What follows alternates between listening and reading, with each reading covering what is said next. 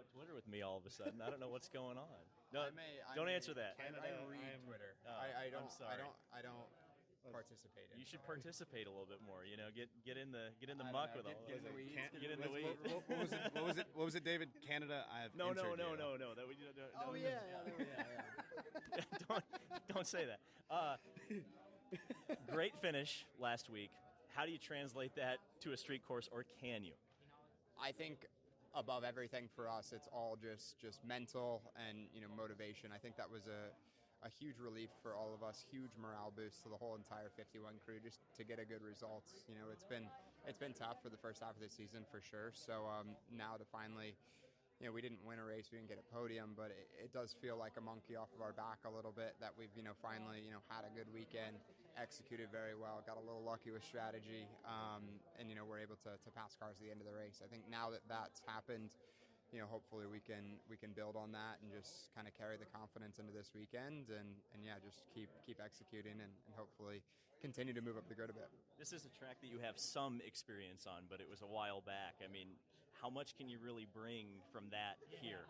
Yeah, it is tough. It's almost like a whole new track for me, honestly, because I haven't been here in 6 years, and even since then, it was only a one race weekend where we actually had issues like all weekend long. So I don't have that much track time here, so it is almost like a new track, but we did get a good amount of simulator time and all of that. We feel pretty good about our setup. It's been similar to Detroit, this place, and that was one of our best weekends just overall pace-wise of the year. So, I feel pretty confident with it. Luckily, I feel very comfortable in the car and very confident in the car. I think if this were the first race of the season, it'd be a little bit different just because this track is pretty intense. It's super bumpy, obviously street course, the walls and everything, but now that I'm more comfortable in the car, I feel like it should be hopefully a good weekend.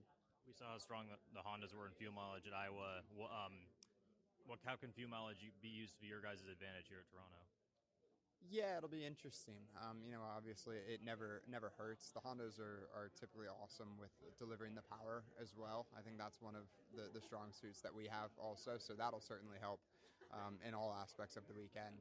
The fuel mileage itself, I don't know if it can be a two-stopper. It'd be a bit of a stretch, I think, but especially with the red tire or the green tire this weekend being similar to the other street courses. So, yeah, we'll see. Obviously, fuel mileage doesn't hurt. It opens your windows a bit wider and makes it so that you could stop a little bit quicker as well. But we'll see. The last four races have either had an incident on lap 1 or 2. What's the process, of avoiding those incidents, and what's the biggest danger zone in the starting grid? In the starting grid is a good question. I think the further up you can be, the better for sure. Just there's more likelihood that something will happen kind of in the middle of the pack there, and hopefully you can be in front of it. I think that's definitely our goal. At the end of the day, there's not really much you can do when the track's blocked like that. IndyCar has done a great job adding different safety panels and all of that, at least allowing us to be aware of it. So that should be helpful. But I think we'll see. The further you start up, the better it'll be to avoid it, though, for sure. And this is a very tight technical course. What's the balance between being aggressive enough to make those passes, but not being too aggressive to where you make a mistake and ruin a day? Yeah, that's the balance of the whole season, right? It's always like that. I think as you get later into the race and the last stints there, it's a little bit easier to be aggressive. Obviously, you want to kind of hang around it until then. Not saying you're just going to let cars by, but that's the big question always with all of these races is how aggressive do you be?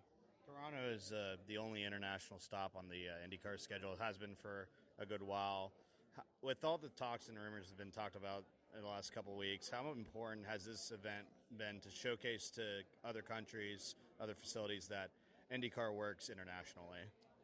I think above everything, it's just great to see how Toronto, how this city, how this country kind of gathers around everything. I mean, already it's only Friday and there's so many fans here. It seems like such a big event, which I think is a great thing. I think when there's a bunch of IndyCar races in the Midwest, it kind of just gets a little bit like it's not as big of a deal. But you can tell here in Toronto, here in Canada, that it is a big deal because it's obviously the only race here. And I think you can see that in the crowd and everyone and how everybody, interprets it as well.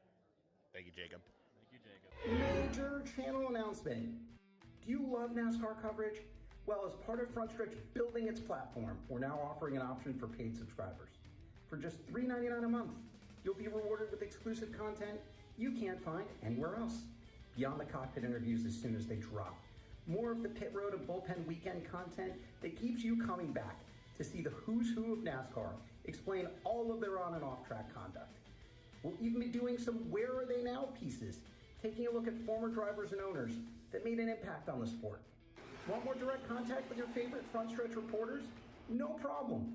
We'll give you a chance to communicate directly with monthly Q&As. Your questions are what drives us to find answers. That's why we're here. The best seat at the track and the best view on the net for all of your quality motorsports coverage. Come take the green flag with us.